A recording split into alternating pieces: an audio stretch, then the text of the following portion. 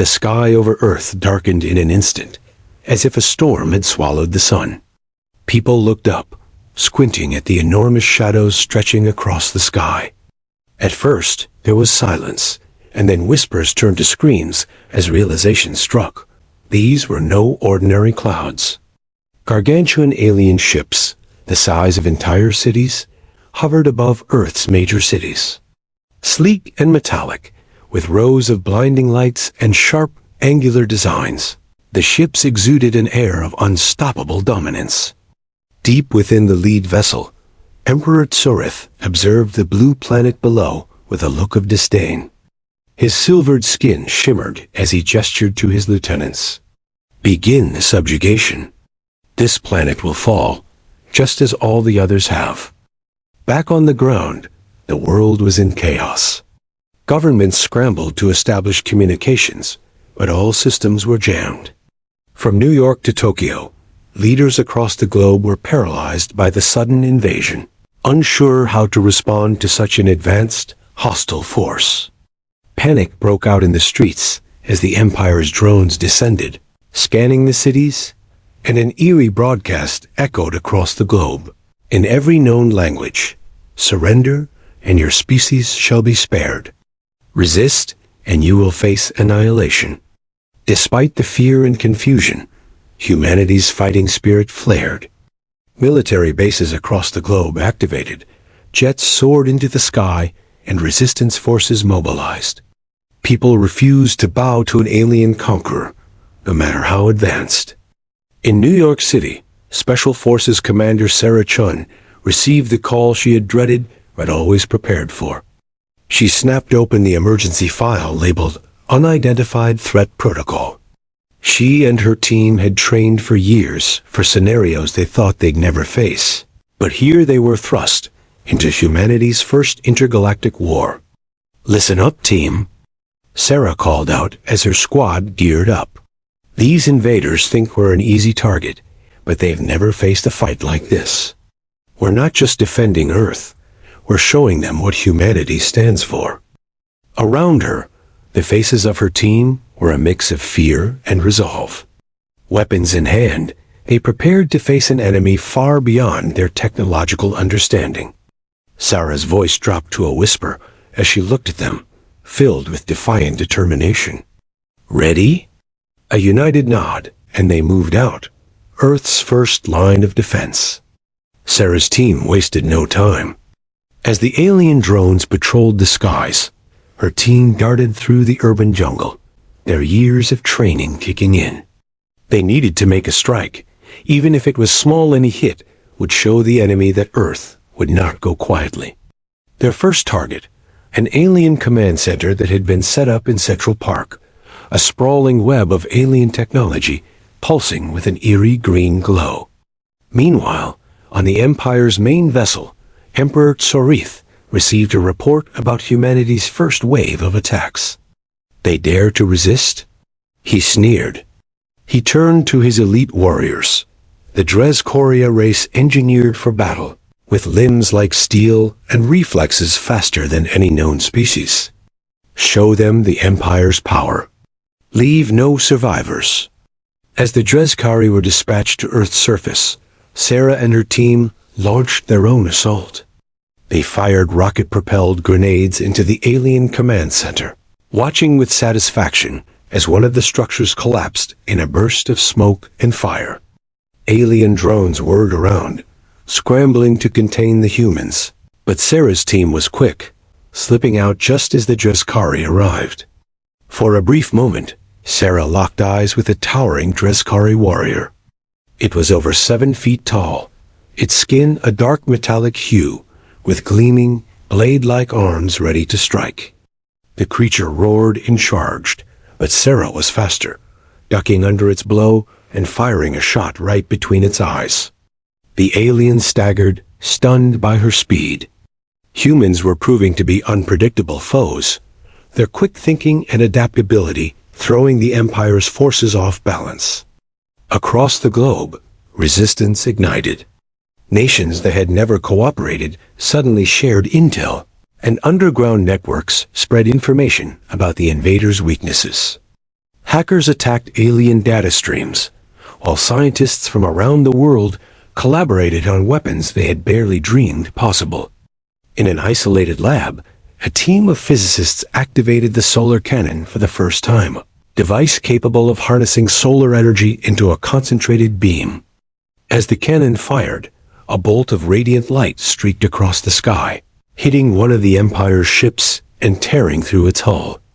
The alien vessel shuddered, crumpling under the blast, and within seconds, it exploded into a blinding fireball, raining debris across the Atlantic. The Empire's forces faltered. They had never expected humans, with their seemingly primitive technology, to pose a real threat. Scifi's scowl deepened as he watched the destruction unfold on his control screens. "These humans are not as primitive as they appear," he muttered. The Empire's arrogance had cost them dearly in this first exchange. Scifi's eyes burned with newfound resolve as he snarled his orders. "Send reinforcements. Wipe these pests out." Back on Earth, Sarah and her team regrouped, breathing heavily but exhilarated. They had made a dent, but the battle was far from over. Looking up at the alien fleet still looming above, she clenched her fists. "They think they can outlast us," Sarah said with a fierce smile. "But they don't know what they're up against yet." The shockwaves of humanity's resistance reverberated across the globe. Nations and alliances that once stood on opposite sides now banded together under a singular mission: survival. Leaders met in makeshift command centers, where they pooled intelligence, technology, and military resources. The world had never been so united, and the stakes had never been higher. In a secret lab beneath the Rocky Mountains, scientists and engineers worked feverishly on what could be Earth's ultimate weapon, the quantum anomaly. This device, theoretically capable of distorting space-time itself, had been nothing more than a blueprint until now. But desperate times called for bold measures, and humanity had no choice but to gamble. As the quantum anomaly prepared to go online, alien ships launched a relentless assault, attempting to stop the device before it could activate.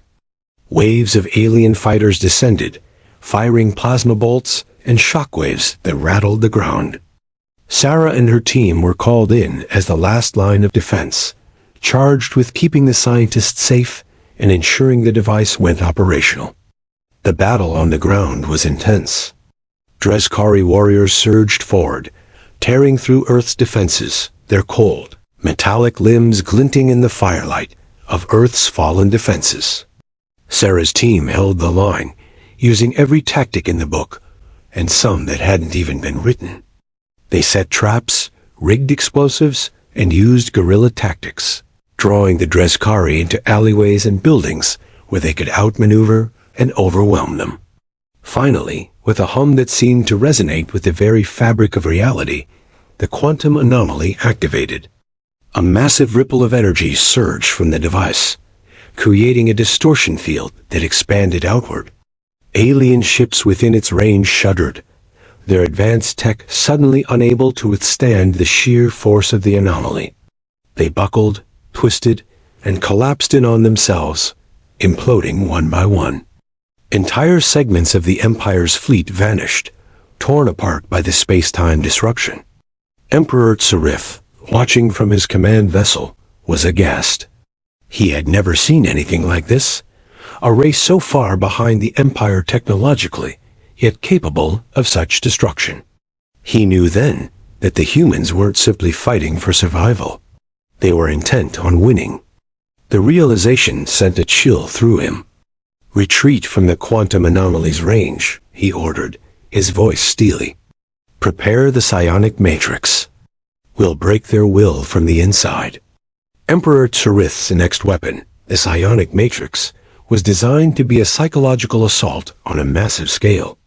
It emitted a powerful wave of psionic energy that triggered despair, confusion, and hallucinations in those it touched. No civilization had withstood its effects. Every resistance movement that had faced the psionic matrix had crumbled. As the Empire activated the matrix, the psionic waves rippled down to Earth, sweeping over cities, towns, and battlefields. Humans who had been fighting bravely only moments before now staggered, clutching their heads as shadows of fear and doubt overtook their minds. Chaos erupted, and the coordinated efforts to resist the Empire began to falter. In the base where Sarah and her team regrouped, panic was beginning to spread. Soldiers slumped to the floor, trembling and muttering to themselves, haunted by visions of defeat. Sarah herself felt the tug of despair, like an icy grip around her heart, whispering that their efforts were hopeless, that humanity was doomed. But Sarah wasn't one to surrender to fear. She knew her team needed a way to counter the effects of the Matrix. She recalled that, months ago, a research team had been working on mental shield devices, small, experimental gadgets meant to protect against psychological manipulation. They had barely reached the testing phase, but she didn't have a choice. "Get the shields from the lab," she ordered. "Distribute them to everyone we can. And tell them to hold on. This isn't over." Engineers rushed to pass out the makeshift mental shields, slipping them onto the wrists of soldiers and civilians alike. As the devices activated, the fog of despair lifted from those wearing them. Minds cleared and courage returned. The wave of fear that had once paralyzed the fighters began to dissipate, allowing them to push forward once more. Seeing Earth's resilience, Sirith's frustration reached a boiling point.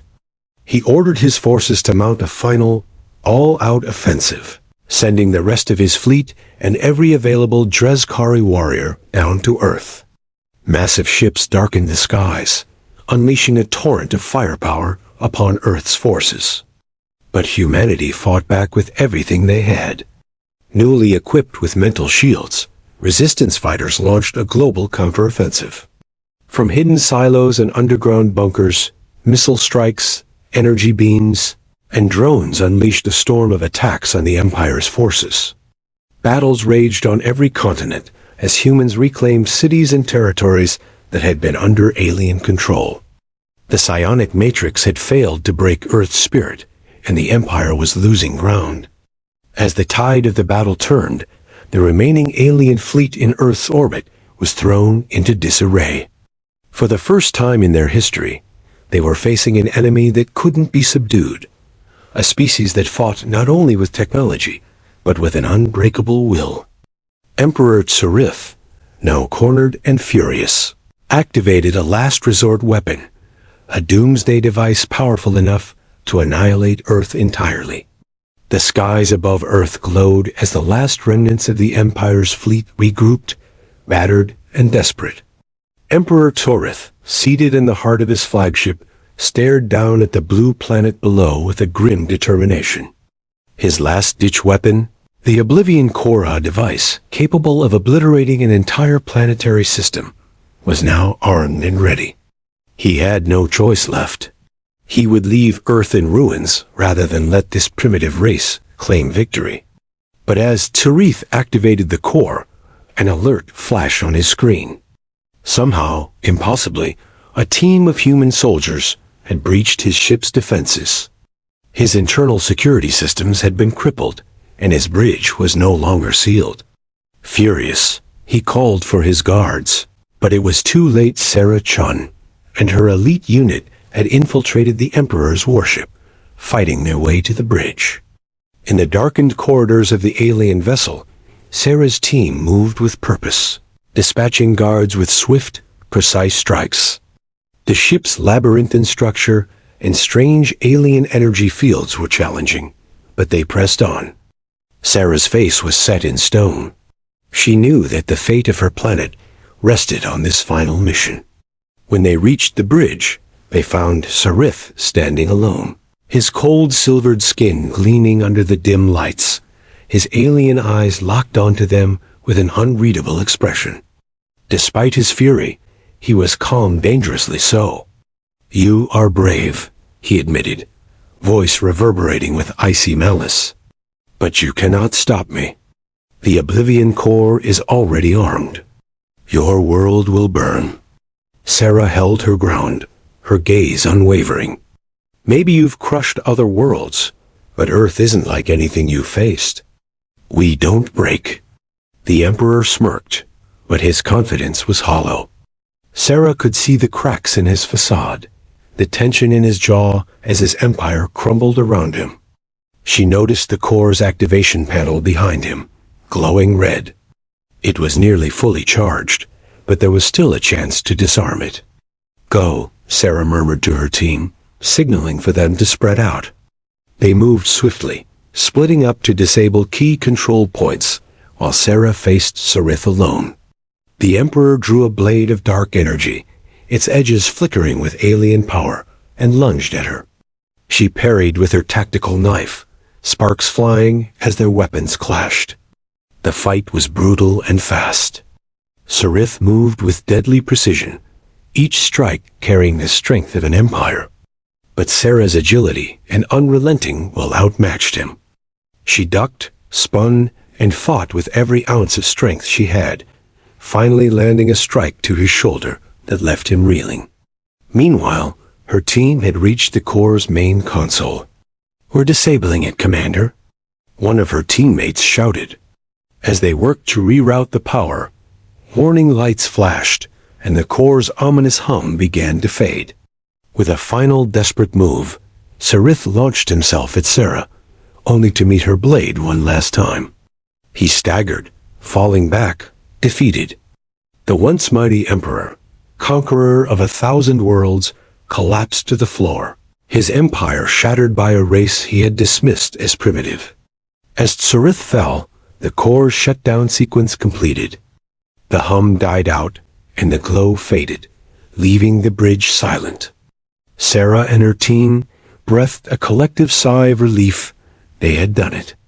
Outside, the remnants of the Empire's fleet were in full retreat. Earth's forces chased them out of the atmosphere, and as the last alien ship disappeared into the stars, a cheer rose from every corner of the planet. Humanity had not only survived, but triumphed. In the days that followed, the world united as it had never done before. Nations rebuilt together, forming new alliances based on the strength they had found in each other. And though cities had been scarred and lives had been lost, Earth was stronger, more resilient than ever. In a final broadcast to the galaxy, Earth sent a simple message: we are here. We are strong, and we will never be conquered. The universe would remember Earth, not as a primitive world, but as a symbol of unbreakable spirit and raw power.